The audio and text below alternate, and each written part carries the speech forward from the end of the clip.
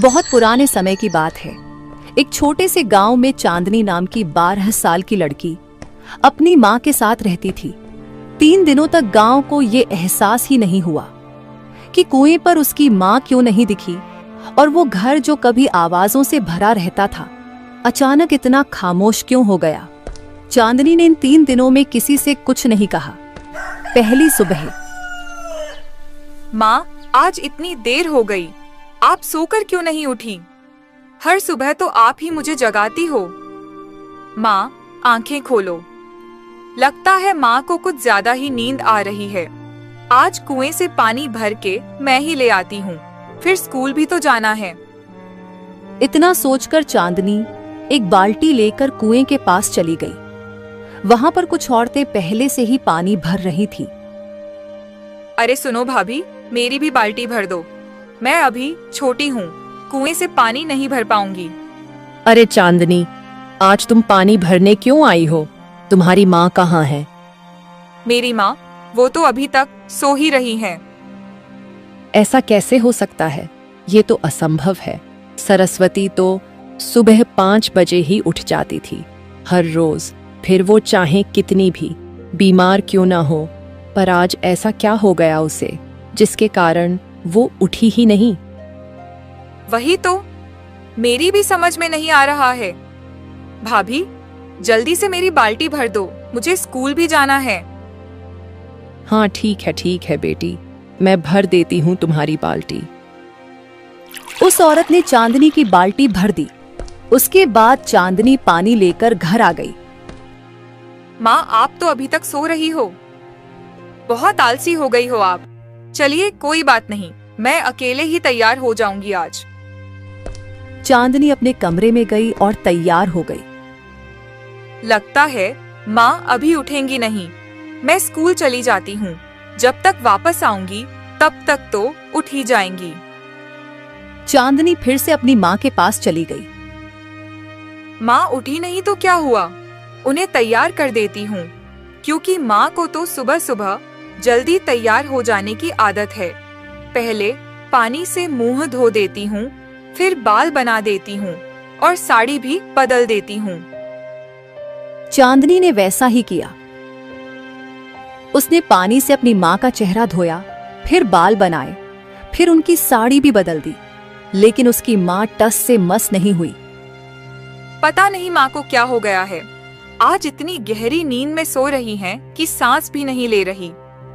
कोई बात नहीं माँ, मैं स्कूल जा रही हूँ, दोपहर तक आ जाऊंगी।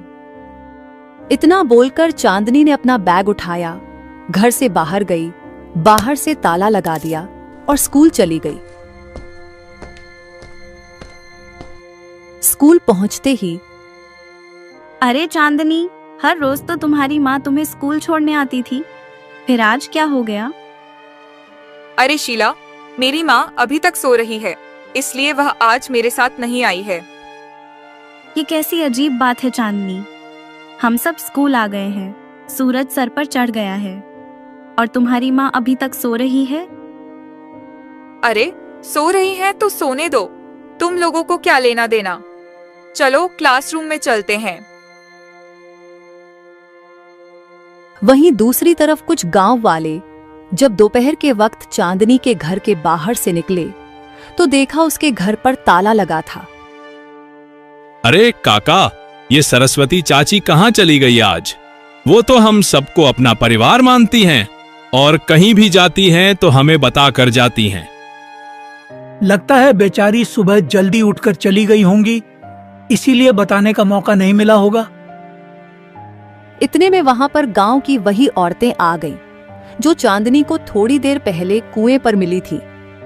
अरे नहीं काका, सुबह 7 बजे तो चांदनी कुएं पर पानी भरने आई थी। फिर तो सरस्वती को बताकर जाना चाहिए था। कोई बात नहीं काका, लगता है किसी रिश्तेदार के घर गई होंगी। चलो हम लोग भी अपने अपने काम पर चलते हैं। इतना बोलकर गांव वाले वहां से चले गए। इधर छुट्टी के बाद दोपहर को चांदनी वापस आई, ताला खोला तो देखा फिर से उसकी माँ सो ही रही थी। माँ तो अभी तक इतनी गहरी नींद में सो रही हैं कि अभी तक सांस नहीं ले रही। कोई बात नहीं, मैं ही खाना बना लेती हूँ। फिर चांदनी ने कपड़े बदले, चूल्हा जलाया और खाना बनाने लगी। आज पहली बार मैं खाना बना रही हूँ। कितनी तकलीफ होती होगी माँ को खाना बनाने में, मुझे आज पता चल रहा है। खाना बनाकर चांदनी अपनी माँ के पास ले आई। फिर वो पहला निवाला अपनी माँ को खिलाने लगी। माँ खाना तो खा लो, उसके बाद सो जाना। अरे मुंह तो खोलो माँ। लेकिन उसकी माँ तो हिलने का नाम नहीं ले रही थी।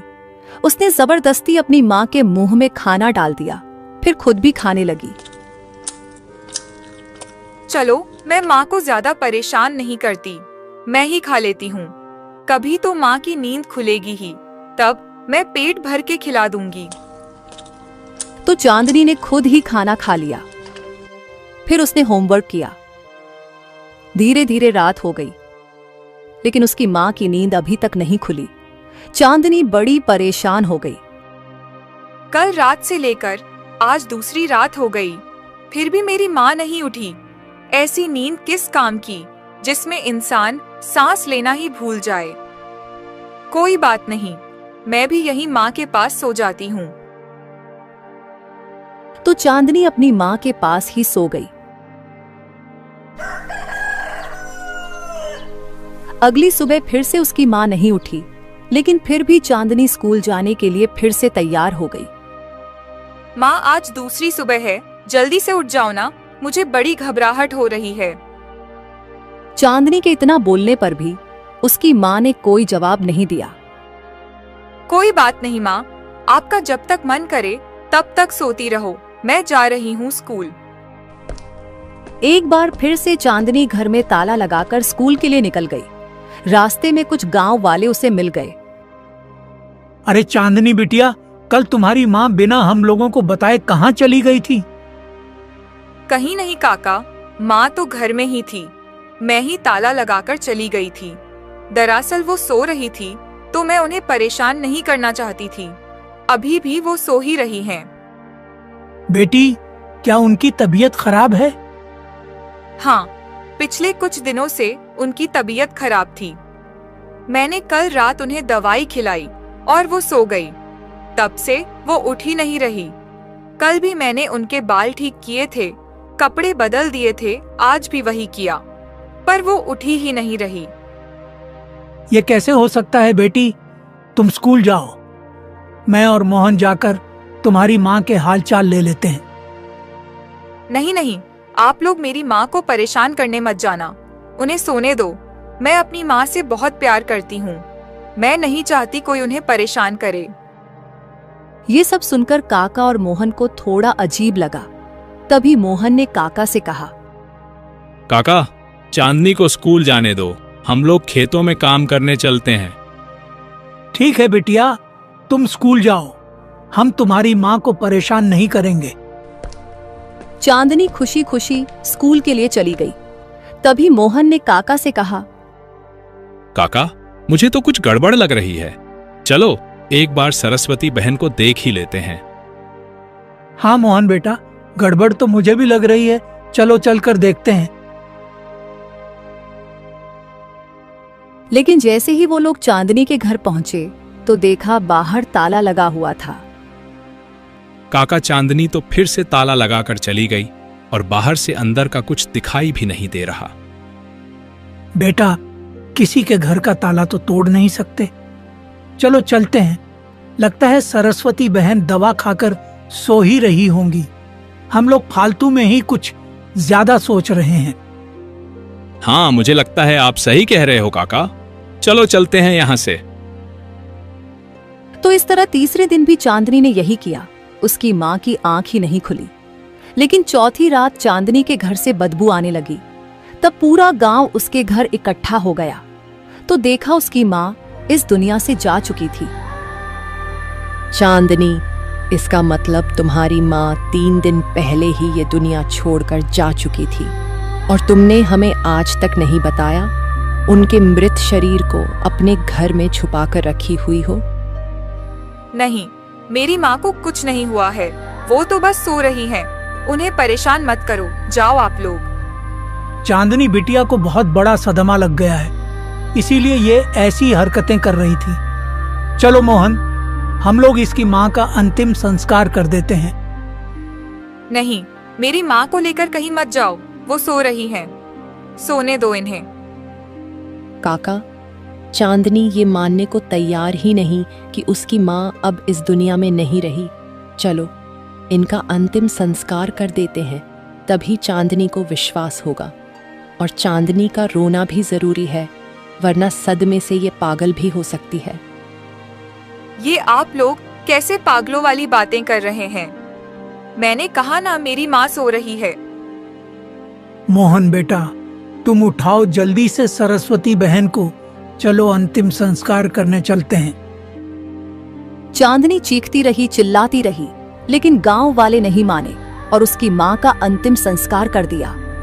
अंतिम संस्कार के बाद चांदनी जोर जोर से रोने लगी। मेरी माँ मुझे छोड़कर नहीं जा सकती काका, इसका मतलब मैं अनाथ हो गई? इससे तो अच्छा आप लोग मेरी माँ का अंतिम संस्कार ही नहीं करते, कम से कम वो मेरे सामने तो रहती। नहीं चांदनी बेटी, ऐसा नहीं होता। मरने के बाद इंसान का शरीर सड़ने लगता है। तुम ज्यादा दिन तक उन्हें नहीं रख सकती थी। यकीन करो, तुम्हारी माँ तुम्हें छोड़कर जा चुकी है और तुम अनाथ हो चुकी हो, अनाथ। बेटी, तुम्हारा कोई रिश्तेदार हो तो उनके यहाँ चली जाना, क्योंकि यहाँ तो तुम अकेली पड़ गई हो। किसके सहारे रहोगी?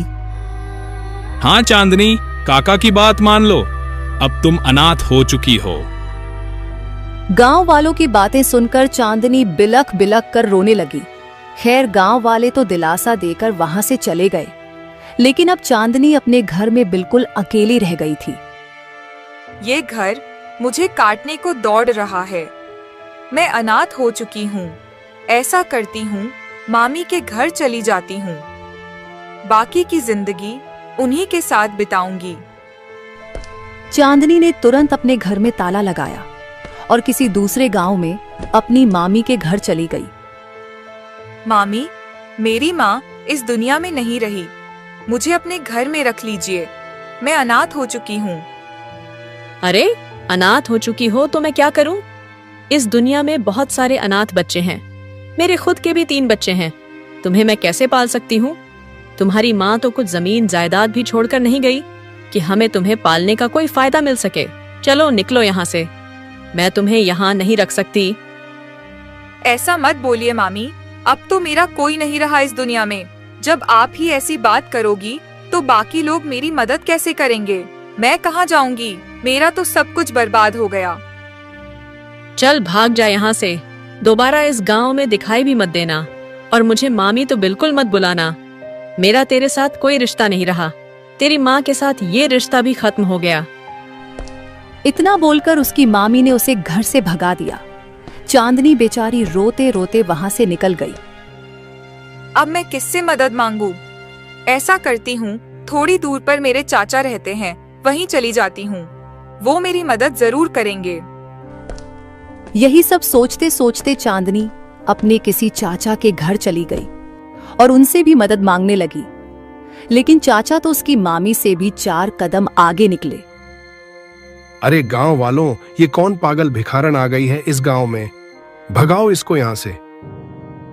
चाचा, आप मेरे पिताजी के छोटे भाई हो, भूल गए क्या? मैं अनाथ हो चुकी हूँ। मेरे माँ बाप इस दुनिया से जा चुके हैं। अब आप ही मेरा सहारा हो। देखो, मैं तुम्हें बिल्कुल नहीं जानता। तुम थोड़ी देर रुको, मैं तुम्हें पागल खाने छोड़कर आता हूँ। नहीं चाचा, मैं पागल नहीं हूँ। लगता है आपका दिमाग खराब हो गया है, जो आप मुझे पहचान ही नहीं रहे हो। क्या मेरा दिमाग खराब हो गया है? तुझे मैं अभी धक्के मारकर इस गांव से बेदखल करता हूँ, तब तेरी अकल ठिकाने आएगी। पता नहीं कहां से चली आई पागल लड़की। तो इस तरह उसके चाचा ने भी उसे वहां से भगा दिया। अब धीरे धीरे रात हो गई, इसलिए चांदनी अपने गांव वापस आ गई। लेकिन अभी तक वो अपने घर नहीं पहुंची। मेरा घर तो मुझे काटने को दौड़ता है। वहाँ पर मेरे माँ बाप की यादें हैं। मैं वहाँ कैसे जाऊँ? मैं घर नहीं जाऊंगी। फिर चांदनी थोड़ा और आगे बढ़ती है। तभी उसे दूर कहीं एक मंदिर दिखाई देता है। मंदिर को देखकर चांदनी रुक जाती है और कहने लगती है, हाँ, ये सही रहेगा। अब मैं उस मंदिर में ही रहूंगी। भगवान तो मेरी मदद जरूर करेगा। लेकिन जैसे ही चांदनी मंदिर के पास गई तो वहां के पंडित उसे भगाने लगे। ओए लड़की, तू एक अनाथ है। तू इस मंदिर को अपवित्र कर रही है। चल भाग जा यहाँ से, वरना तुझे ऐसा दंड दूंगा कि तू बर्दाश्त भी नहीं कर पाएगी। पंडित जी, अनाथ होने से मैं अपवित्र कैसे हो गई? मैं जानबूझकर तो अनाथ नहीं हुई ना। मेरे रिश्तेदार मेरी मदद नहीं कर रहे, कोई मेरी मदद नहीं कर रहा। कम से कम मुझे यहाँ मंदिर में रहने दीजिए। चुपचाप यहाँ से चली जा, वरना अगर मैंने गांव वालों को बोल दिया तो वो लोग तुझे मार मार कर इस गांव से भी बेदखल कर देंगे। चल भाग यहाँ से, मुझे पूरा मंदिर गंगाजल से धोना पड़ेगा अब। तो इस तरह पंडित जी ने भी चांदनी को वहां से भगा दिया। अब मेरे पास कोई रास्ता नहीं बचा। मुझे अपने ही घर जाना पड़ेगा, जहाँ मेरे माँ बाप की यादें हैं। यही सब सोचते सोचते चांदनी अपनी टूटी फूटी झोपड़ी में पहुंच गई। वहां पहुंचते ही फिर से उसे रोना आ गया।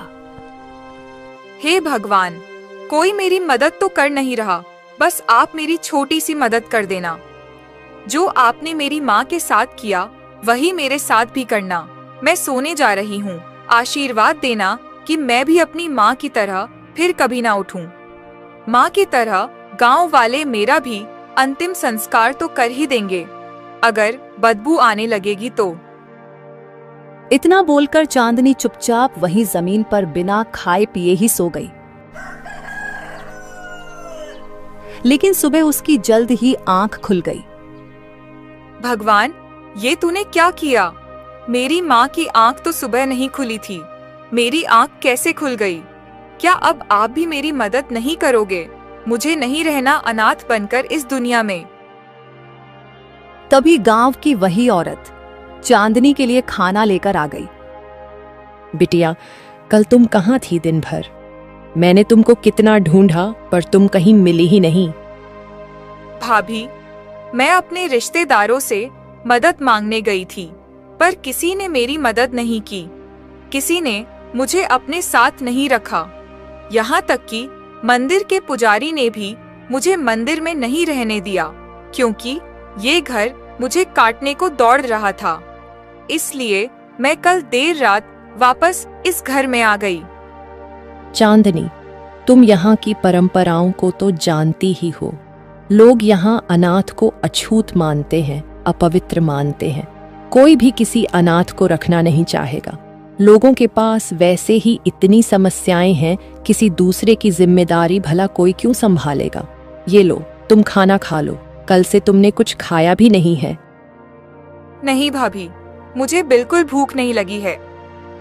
ऐसे भूखे रहने से क्या हो जाएगा बेटी? तुम्हारी माँ की आत्मा को शांति तभी मिलेगी जब तुम जिंदगी जियोगी और उनके सपने पूरे करोगी। तुम्हारी माँ का सपना था ना कि तुम पढ़ लिख कर खूब नाम रोशन करो, तो क्या तुम एक अच्छी बेटी होने का फर्ज नहीं निभाओगी? क्या तुम अपने माँ बाप का सपना नहीं पूरा करोगी? उस औरत की बातें सुनकर चांदनी की थोड़ी हिम्मत बढ़ी। भाभी, आपकी बातों ने मुझे हौसला दिया है। आपने बिल्कुल सही कहा। मेरे माँ बाप चाहते थे कि मैं पढ़ लिख कर खूब नाम रोशन करूं, और मैं ये जरूर करूंगी।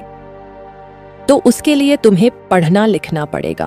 पढ़ने लिखने के लिए तुम्हारा स्वस्थ रहना भी जरूरी है, और स्वस्थ रहने के लिए तुम्हें खाना खाना बहुत जरूरी है। तो अब खाना खा लो, मैं तुम्हें अपने हाथों से खाना खिलाती हूँ।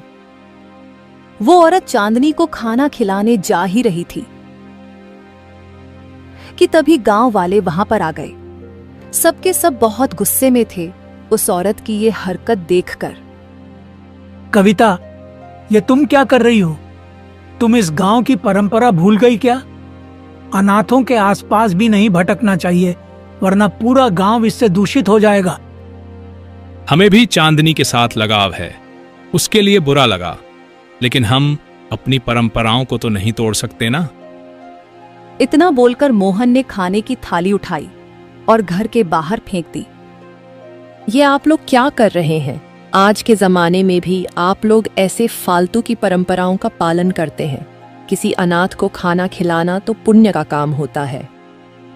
तुम पहले गंगा नदी में जाकर नहा कर आओ, क्योंकि तुमने एक अनाथ को छुआ है। उसके बाद ही इस गांव में कदम रखना। हम लोग भी गंगा नदी में डुबकी लगाने जा रहे हैं, क्योंकि हमने एक अनाथ के घर में कदम रखा है। चलो गांव वालों, अगर यह औरत दोबारा इस अनाथ के आसपास भी दिखाई दे तो इसे जूतों की माला पहनाकर इस गांव से बेदखल कर देना। इतना बोलकर गांव वाले वहां से चले गए। तभी चांदनी उसी औरत से बोली, भाभी, आप यहाँ से चली जाओ और कभी मेरे पास मत आना, वरना मेरी वजह से आपको ये गांव वाले बेइज्जत करेंगे। एक अनाथ की किस्मत तो ऐसी ही होती है, जो मेरी किस्मत में लिखा होगा वो तो हो ही जाएगा। चाहे कुछ भी हो जाए चांदनी, तुम अपने माँ बाप का सपना जरूर पूरा करना। मेरी इतनी सी बात मान लेना। अभी मैं जाती हूँ, वरना अगर गांव वालों ने मुझे बेदखल कर दिया तो मेरे साथ साथ मेरे परिवार वालों को भी इस बात से कष्ट होने लगेगा। मैं नहीं चाहती मेरी वजह से मेरे परिवार को कष्ट हो, इसलिए अब मैं तुम्हारी कोई मदद नहीं कर सकती। मुझे माफ कर देना। हाँ, मैं समझ सकती हूँ भाभी, अभी आप यहाँ से चली जाइए, वरना दोबारा गांव वाले आ जाएंगे। फिर वो औरत वहां से चली गई। अब उस घर में केवल चांदनी अकेली रह गई थी। अब मेरी मदद कोई नहीं करेगा, भगवान भी नहीं। अगर भगवान को मेरी मदद करनी होती तो कब की कर चुके होते। सिर्फ भाभी ने मेरी मदद की। अब मैं पढ़ूंगी, लिखूंगी और अपनी किस्मत खुद लिखूंगी। चांदनी ने चूल्हा जलाया, अपने लिए खाना बनाया और अकेले ही बैठकर खाने लगी। लेकिन खाना खाते वक्त उसकी आंखों से आंसू छलक रहे थे। माँ, हर रोज आप मेरे लिए स्कूल जाते वक्त खाना बनाती थी और अपने हाथों से मुझे खिलाती भी थी। आज पहला ऐसा दिन है कि आप मेरे साथ नहीं हैं। लेकिन चिंता मत कीजिए, मैं आपके सपने जरूर पूरे करूंगी। तो खाना पीना खाकर चांदनी स्कूल जाने के लिए तैयार हुई। घर में ताला लगाया और स्कूल की ओर चल दी। कुछ ही समय में स्कूल पहुंच गई, लेकिन स्कूल के गेट पर पहुंचते ही स्कूल के प्रिंसिपल ने उसे रोक लिया। रुक जाओ चांदनी, अब तुम हमारे स्कूल में नहीं पढ़ सकती, वरना सरपंच साहब हमारा स्कूल बंद करवा देंगे। लेकिन क्यों मास्टर जी? ये स्कूल तो सरकारी है, यहाँ तो कोई फीस भी नहीं लगती। बात फीस की नहीं है, तुम अनाथ हो चुकी हो। इस गांव की परंपरा तो तुम जानती ही हो। लोग अनाथ बच्चों से दूर भागते हैं। उनका मानना है कि अनाथ लोग अपशगुनी होते हैं। अगर सरपंच साहब को पता चल गया कि सब कुछ जानते हुए भी मैं तुम्हें अपने स्कूल में पढ़ा रहा हूं, तो वो ये स्कूल बंद करवा देंगे। बड़ी मुश्किल से तो हमारे गांव में एक सरकारी स्कूल खुल पाया था। क्या तुम चाहती हो कि तुम्हारी वजह से गांव के सारे बच्चों की पढ़ाई बंद हो जाए?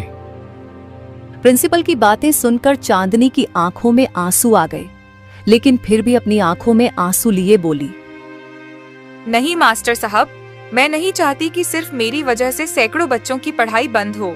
मैं जा रही हूँ, नहीं आऊंगी आज के बाद स्कूल। इतना कहकर चांदनी अपने घर की ओर वापस चल दी। माफ करना माँ, मैं आपका कोई सपना पूरा नहीं कर पाऊंगी अब। आपकी अनाथ बेटी की किस्मत आपके जाते ही बर्बाद हो चुकी है। मैं इस गांव की नदी में जाकर छलांग लगा देती हूँ, फिर सीधा आपके पास ही आ जाऊंगी। यही सब सोचते सोचते चांदनी अपने गांव पहुंच गई, तो उसने देखा गांव के बीचों बीच एक आदमी बेहोश पड़ा हुआ था। चांदनी भागकर उस आदमी के पास चली गई। अरे उठो उठो भैया, कौन है आप? अरे उठ जाइए, इनकी सांस तो चल रही है। तभी वहां से कुछ गांव वाले गुजरे। चांदनी को उस आदमी के पास बैठा देखकर काका चांदनी से कहने लगे, चांदनी चुपचाप अपने घर जाओ, पता नहीं कौन अनजान आदमी पीकर कल से यहाँ पड़ा हुआ है। आप लोगों के अंदर बिल्कुल भी दया नाम की चीज नहीं है क्या? एक आदमी बेहोश पड़ा है, आप लोगों को तो उसकी मदद करनी चाहिए। ऐसे नशेड़ियों की हम मदद नहीं करते। चलो काका। इतना बोलकर गांव वाले वहां से चले गए। चांदनी बेचारी उस आदमी की मदद करने की कोशिश करती है। इन भैया को होश में लाना पड़ेगा, कहीं से पानी लेकर आती हूँ। चांदनी कहीं से पानी लेकर आई और उस आदमी के मुंह पर डाला, तब जाकर उसे होश आया। कौन हो तुम बहन? मैं कहाँ हूँ? भैया, आप यहीं पर बेहोश पड़े हुए थे। गांव वालों ने बताया कि कल से आप यहीं बेहोश पड़े हुए हैं। कौन है आप? कहाँ से आए हैं? बहन, मैं ऐसा वैसा आदमी नहीं हूँ। मैं उदयपुर शहर का एक बहुत बड़ा वकील हूँ। पास वाले गांव में मेरे रिश्तेदार रहते हैं, उनसे मिलकर मैं वापस लौट रहा था। पता नहीं कैसे मैं यहाँ बेहोश हो गया रात में। मुझे तो बहुत जोरों की भूख भी लगी है। आप मेरे साथ मेरे घर चलिए, मैं आपको खाना खिलाती हूँ। चांदनी उस आदमी को लेकर अपनी टूटी फूटी झोपड़ी में चली गई। फिर उसने उसे खाना भी खिलाया। बहन, तुम तो अभी बहुत छोटी हो। इतनी छोटी सी उम्र में तुम यहाँ अकेले रहती हो क्या? भैया, मैं अनाथ हूँ। अभी कुछ दिनों पहले ही मेरी माँ चल बसी। अब मेरा इस दुनिया में कोई नहीं है। यह गांव बहुत पिछड़ा हुआ है, कोई मेरे आसपास भी नहीं भटकता। स्कूल वालों ने भी मुझे आने से मना कर दिया है। मैं तो मरने जा रही थी, पर रास्ते में आप मिल गए। आज भी यहाँ पर इस तरह की बेकार मानसिकता के लोग रहते हैं? तुम मरने का ख्याल अपने दिमाग से निकाल दो बहन। सब कुछ शुरू से मुझे अपने बारे में और इस गांव के बारे में बताओ। चांदनी ने अपनी जिंदगी की और अपने गांव की पूरी कहानी उस वकील को बता दी। तुम चिंता मत करो बहन, मुझे अपना बड़ा भाई समझो। मेरा नाम विक्रम है। मेरा भी इस दुनिया में कोई नहीं रहा अब। तुमने मुझे भैया कहा, मुझे बहुत अच्छा लगा, क्योंकि मेरी कोई सगी बहन नहीं है। मैं तुम्हें पढ़ाऊंगा, और वो भी इसी गांव में रहकर। मैं भी देखता हूं कौन मेरा क्या कर लेता है। भैया, आप मेरे लिए इतना बड़ा जोखिम मत लीजिए। गांव वालों को आप जानते नहीं हैं। ये लोग जूते की माला पहनाकर मार मार कर इस गांव से निकाल देंगे आपको। ऐसे कैसे कर देंगे? तुम्हारे गांव वाले अभी मुझे नहीं जानते, और मैं सिर्फ तुम्हारी मदद नहीं कर रहा हूं, बल्कि इस गांव के और आसपास के जितने गांव हैं उन सब की मदद कर रहा हूं। तुम्हारे जरिए लोगों के अंदर से एक घटिया मानसिकता निकल जाएगी। क्या तुम ये नहीं चाहती? भैया, मेरा तो मकसद ही था कि मैं बड़ी होकर इस गांव की मानसिकता पूरी तरह से बदल डालूं। लेकिन फिर भी मुझे डर लग रहा है। जैसे मैंने अपना सब कुछ खो दिया, कहीं मैं आपको भी ना खो दूं। गांव वाले बहुत खतरनाक हैं। जब भी आपसे बात करेंगे आपको लगेगा ये गांव वाले बहुत अच्छे हैं, पर वैसे है नहीं। तुम अब सारी चिंता छोड़ दो। मैं थोड़ा बाहर जाता हूं, शाम तक आ जाऊंगा। कल सुबह तुम मेरे साथ स्कूल चलना, देखता हूं कौन रोकता है। इतना बोलकर विक्रम वहां से निकल गया, लेकिन चांदनी के घर से निकलते हुए गांव वालों ने उसे देख लिया, इसलिए उसे रास्ते में ही रोक लिया उन लोगों ने। देखो शहरी बाबू, जिस लड़की के घर से तुम आए हो वो एक अनाथ है। अब दोबारा उससे कभी मत मिलना, वरना गांव वाले तुम्हें मार मार कर यहाँ से भगा देंगे। विक्रम ने मुस्कुराकर उनकी बात का जवाब दिया। काका, अब वो अनाथ नहीं है, वो मेरी मुंह बोली बहन बन चुकी है। आप सबकी जानकारी के लिए बता दूं कि अब मैं उसी के साथ इसी गांव में रहूंगा। देखता हूं कौन मेरा क्या कर लेता है। इतना बोलकर विक्रम वहां से चला गया। गांव वाले उसकी बात सुनकर दंग रह गए। काका, ये आदमी तो बहुत अकड़ रहा था। लगता है सरपंच साहब से इसकी शिकायत करनी ही पड़ेगी। सही कह रहे हो मोहन, चलो चलते हैं। इतना बोलकर वो लोग वहां से चले गए। वहीं दूसरी तरफ अपने घर में चांदनी बहुत खुश थी। माँ, मुझे पता है जब किसी ने मेरी मदद नहीं की तब आपने ही मेरी मदद की होगी। विक्रम भैया को मेरी मदद करने के लिए आपने ही भेजा है, मुझे अच्छी तरह से पता है। खैर शाम को विक्रम घर वापस आ गया। चांदनी ने खाना बनाया और दोनों एक साथ बैठकर खाने लगे। बहन, तुम आज के बाद अपने आप को अनाथ मत समझना। कल तैयार हो जाना, मैं तुम्हें स्कूल छोड़ने चलूंगा। ठीक है भैया, अब आप आ गए हैं तो मेरे अंदर से सारा डर खत्म हो गया है। खैर खा पीकर वो दोनों भाई बहन सो गए। अगली सुबह विक्रम चांदनी को लेकर स्कूल पहुंच गया। प्रिंसिपल फिर से डर गया। देखो बेटा, मैं तो सबको पढ़ाना चाहता हूँ, लेकिन मजबूर हूँ। अगर सरपंच साहब को पता चल गया तो तुम दोनों को कड़ी से कड़ी सजा मिलेगी। चांदनी से पूछो, इस गांव में पहले भी ऐसा हो चुका है। चांदनी को इस गांव में रहने दे रहे हैं गांव वाले, यही बहुत बड़ी बात है। इतने में वहां पर सरपंच साहब गांव वालों के साथ पहुंच गए। सरपंच साहब, यही है वो आदमी जिसके बारे में हमने आपको बताया था। देखो शहरी बाबू, तुम चुपचाप यहां से चले जाओ, वरना तुम्हारे लिए अच्छा नहीं होगा। हमारे गांव के नियम कानून मेरे हिसाब से चलते हैं। ये लड़की यहां नहीं पढ़ सकती। अगर इसे पढ़ने का इतना ही शौक है तो इसे अपने साथ लेकर शहर चले जाओ। नहीं, चांदनी तो इसी गांव में रहकर पढ़ाई करेगी। और चांदनी के अलावा जितने भी अनाथ बच्चे हैं, किसी के साथ अब अन्याय नहीं होगा। इतने में वहां पर दरोगा साहब पहुंच गए। सरपंच जी, गांव वालों, ये लड़का कोई साधारण लड़का नहीं है। ये उदयपुर का बहुत बड़ा वकील है। इनके पिताजी बहुत बड़े जज रह चुके हैं। अब वो इस दुनिया में नहीं रहे, लेकिन पूरा राजस्थान उनकी बहुत इज्जत करता था। दरोगा जी, तुम तो मेरे इशारे पर नाचते थे, अचानक इसके गुणगान क्यों करने लगे? तुम इस गांव के नियम जानते हो ना? सरपंच साहब, अब ये बात सिर्फ इस गांव तक सीमित नहीं रही। इस वकील ने सुप्रीम कोर्ट में इस गांव के खिलाफ याचिका दायर कर दी है। अभी थोड़ी देर पहले आपने खुद अपने मुंह से सारा जुर्म कबूल कर लिया, जो कि विक्रम जी ने अपने मोबाइल में रिकॉर्ड भी कर लिया होगा। मुझे आपको और इन गांव वालों को गिरफ्तार करना पड़ेगा। ये क्या कह रहे हो दरोगा बाबू? तुम सरपंच साहब को गिरफ्तार करोगे? क्या करूं, मजबूरी है। अब आप लोगों का फैसला सुप्रीम कोर्ट में ही होगा। और प्रिंसिपल साहब, अगर दोबारा आपने किसी भी अनाथ के साथ ऐसा किया तो आपको भी जेल की सजा काटनी पड़ेगी। नहीं नहीं दरोगा साहब, मैं ऐसी बातों का समर्थन बिल्कुल नहीं करता।